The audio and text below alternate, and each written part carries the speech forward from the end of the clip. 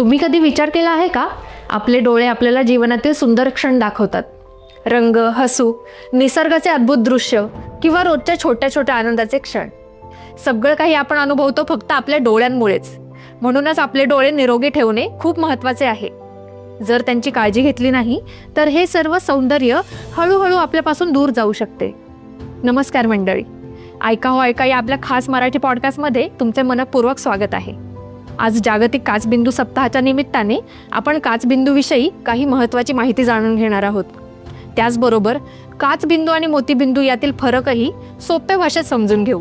काचबिंदू, ज्याला ग्लॉकोमा म्हणतात, हा एक डोळ्यांचा आजार आहे आणि याला काही जण मूकचोर असेही संबोधतात, कारण हा आजार हळूहळू दृष्टीवर परिणाम करतो आणि सुरुवातीला याची लक्षणे दिसत नाहीत. या डोळ्यांमधील दाब वाढल्यामुळे ऑप्टिक नर्वला नुकसान होते.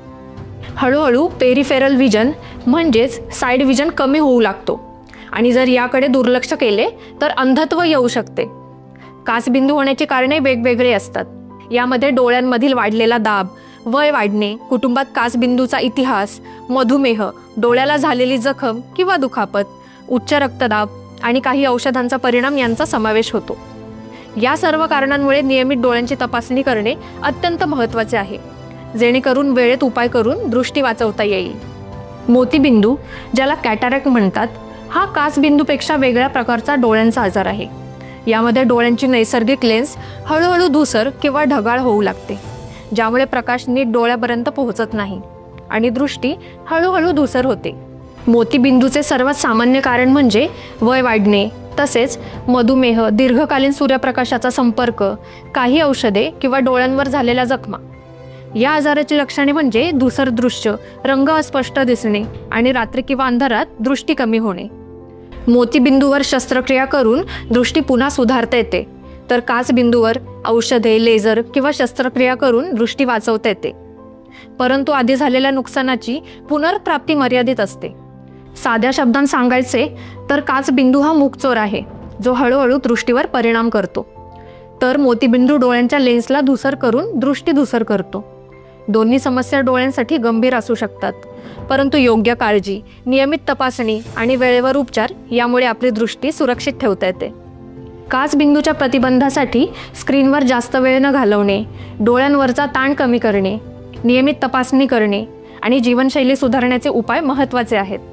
तर मोतीबिंदूपासून बचावासाठी सूर्यप्रकाशापासून संरक्षण करणे, मधुमेह आणि इतर आजार नियंत्रित ठेवणे, तसेच नियमित नेत्र तपासणी करणे उपयुक्त ठरते. या सोप्या काळजीमुळे आपले डोळे निरोगी राहू शकतात आणि दृष्टी सुरक्षित ठेवता येते.